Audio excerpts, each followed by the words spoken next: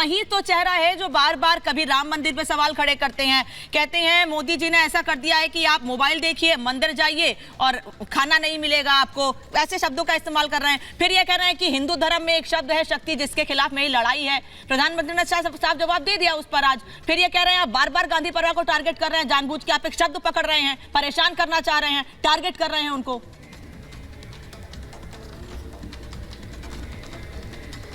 यही होता है जब आदमी पॉलिटिक्स में इसलिए आ जाता है कि उसका जन्म एक परिवार में हुआ है। और वो अपने अगल बगल लोग रख लेता है जो रिटेनर्स होते हैं पार्टी के, जिनको मैं बोलूँ हल्की भाषा में तो चमचे होते हैं जो। बट सबसे दुख का बात है कि राहुल गांधी अपना भाषण शुरू करते हैं ये बोलते हुए कि हिंदू धर्म में एक वर्ड है शक्ति।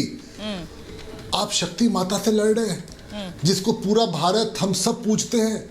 नरेंद्र मोदी जी हमारे प्रधानमंत्री 10 सालों में सिर्फ हमारी माताओं, बहनों, बेटियों के लिए कितने सारे प्रोजेक्ट लाए। आज बताइए वो टॉयलेट में जाती हैं, जो राहुल गांधी के लिए बहुत छोटा चीज़ होगा, बट जो हम जैसे लोग जो गांव से आते हैं, छोटे शहरों से आते हैं, वो कितनी बड़ी चीज़ है कि उसको एक टॉयलेट मिलता है अपने लिए। हाँ, पक्का रोड मिलता है, पढ़ने के लिए सुविधाएं मिलती हैं, इंटरनेट मिलता है गाँव के अंदर में, उसकी सेफ्टी के लिए लिया जाता है, बैंक से लोन मिलता है, लखपति बहनें बनती हैं। इनको क्या मतलब उससे? इनको तो है कि बस भारत पे राज करना है, उसको कल्चर पे बांट दो, उसको रिलीजन पे बांट दो, उसको लैंग्वेज पे बांट दो, उसको जिस तरह से चाहे बांट दो। और सोचिए कर्नाटक में तो एमपी बोलते हैं कि देश का फिर विभाजन होना चाहिए। भाई आप पहले देश में पार्टीशन लाए, हम लोग को तोड़ दिया, उससे मन नहीं माना। जब राज आया तो बोला इन लोग को ऐसा करो कि राज को तोड़ दो, सेंटर स्टेट को लड़वा दो, भाषा में लड़वा दो, कास्ट में लड़वा दो, लेकिन पावर में रहो। किसके लिए पावर में रहो? आपको तो नारी शक्ति के लिए रिस्पेक्ट नहीं है आपके दिल में, तो आप क्या बात करते हैं? ये जो बात है आज पूरा देश देखा है। और हमारे प्रधानमंत्री जी ने चुनौती दी है कि 4 तारीख आने दो और हमारी माताएं, बहनें और बेटी जो नारी शक्ति है भारत की वो बताएगी। आज के दिन में हम 5वें बड़ी इकोनॉमी है, वो बिना हम लोग नारी शक्ति के बन जाएंगे?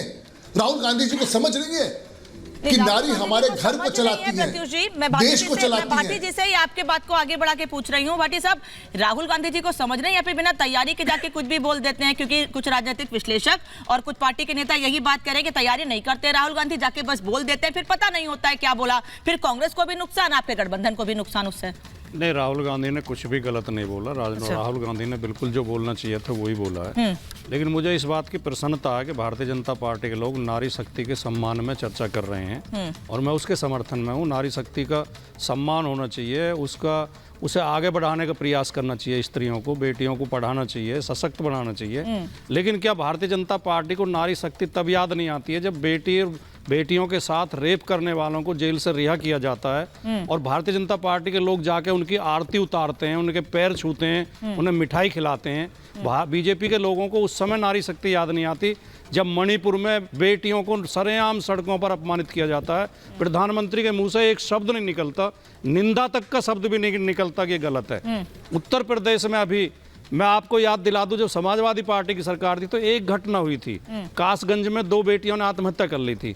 तो मीडिया ने 1 सप्ताह तक लगातार वो उसकी तस्वीरें दिखाई थी और बराबर में अखिलेश यादव को फोटो लगाते थे कि जंगल राज। आज हर सप्ताह बेटी आत्महत्या कर रही हैं। अभी कानपुर में 2 बेटियों के साथ, 2 बहनों के साथ रेप हुआ, उनकी सुनवाई नहीं हुई तो उन्होंने आत्महत्या कर ली, फांसी लगा ली। फिर उनके पिता पे दबाव बनाया गया गुंडों द्वारा कि फैसला करो इसमें केस में, तो उनके पिता ने भी आत्महत्या कर ली। तो प्रधानमंत्री मोदी या उत्तर प्रदेश के मुख्यमंत्री, एक शब्द उनके मुंह से नहीं निकलता। ये चुनिंदा शब्दों को चुन के राहुल गांधी ने तो भाषण में बहुत कुछ बोला था, देश की समस्याओं पे भी बोला था, प्रधानमंत्री की विफलता पे भी बोला था, लेकिन आपने एक शब्द उठा लिया, शक्ति। सर, जिस शब्द का इस्तेमाल किया था मैं उसका इस्तेमाल नहीं करना चाहती हूँ। ईवीएम के को लेकर उन्होंने क्या कहा कि एक राजा की शक्ति किसमें बचती है। प्रधानमंत्री के लिए उन्होंने कैसे शब्दों का इस्तेमाल किया। अब तो गठबंधन से ही आवाज उठने लगी। उमर अब्दुल्ला कह रहे हैं कि कम से कम प्रधानमंत्री पर निजी टिप्पणी से बचिए, मुद्दों की बात कीजिए, जनता की बात कीजिए। अनामिका जी, आप तो पत्रकार हैं, आपको तो ठीक से समझना चाहिए। बीजेपी के लोग तो कोशिश करेंगे कि मुद्दे को भटका दें। अच्छा। राजा की शक्ति बसती है, बहुत प्राचीन भारतीय संस्कृति में कहानी है कि एक जो राक्षस था उसकी शक्ति तोते में थी, उसके प्राण तोते में होते थे, तोता पिंजरा में था, उसे राजकुमार जो मारता है तब उसकी राक्षस की मृत्यु होती है। राहुल गांधी की सांकेतिक ये भाषण था कि इस राजा की शक्ति ईवीएम में बसती है। सर नाम लिया था ईवीएम का बटन दबाओ और ये राजा की जो मतलब राजनीतिक मृत्यु हो जाएगी। मृत्यु भी हमारे उनकी मृत्यु से कामना नहीं है। अच्छा।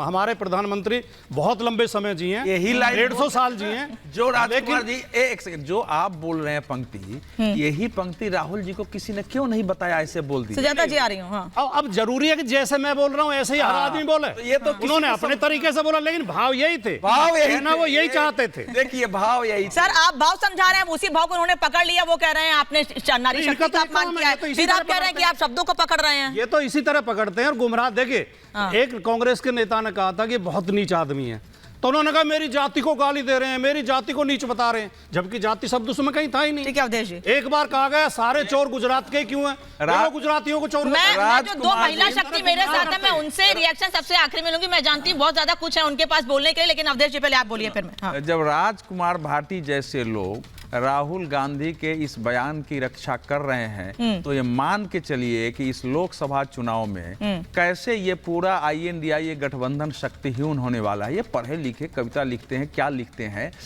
राहुल गांधी कह रहे हैं कि शक्ति है, उस शक्ति से हिंदू धर्म में एक शब्द होता है शक्ति। तो हिंदू धर्म में शक्ति शब्द किसके लिए है? राक्षसी शक्ति। नहीं सर, शक्ति सब सुनिए ना, मैं जो बता रहा हूँ, नहीं आसुरी शक्ति नहीं बोला है वो। देखिए शक्ति का अर्थ समझिए, हमारे यहाँ 5 जो संप्रदाय हैं उनमें हो सकता है उनकी हिंदी कमजोर हो। सर जरा बोल लेता हूँ। नहीं ऐसा यही बोल के तो बच जाते हैं हर बार। अरे मैं जानता हूँ, यही बोलते तो बचने की कोशिश करते हैं हर बार। गठबंधन होने के कारण जिस चीज की रक्षा नहीं की जा सकती है, हमारे मित्र, मेरे मित्र राजकुमार भाटी उसकी रक्षा कर रहे हैं, जो संभव ही नहीं है। 5 संप्रदाय जो हिंदू धर्म में है, उसमें एक संप्रदाय शाक्त आता है। ये पूरी शाखा है देश और दुनिया में उसमें, जिसमें महादेवियों का स्वरूप आता है। और दुर्गा पूजा में तो हम बोलते ही हैं, या देवी सर्वभूतेषु शक्ति रूपेण संस्थिता। और आपको राजकुमार भाटी जी, बंगला रामायण में एक अध्याय आता है कि जब रामचंद्र जी की रावण के साथ युद्ध में पराजय होती है, और निराला ने उसको लिखा है कि रह उठता जगजीवन में रावण जय।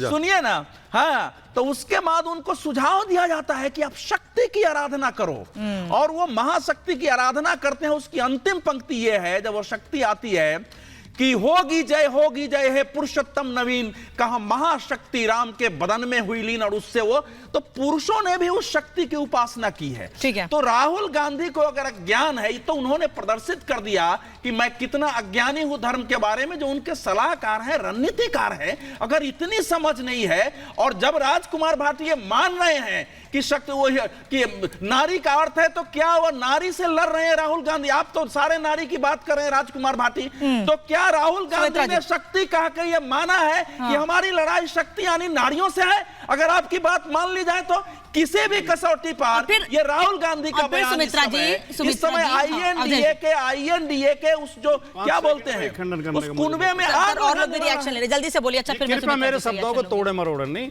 हिंदू संस्कृति में शक्ति का तीनों जगह प्रयोग किया जाता है, दैवीय शक्ति, आसुरी शक्ति और नारी शक्ति।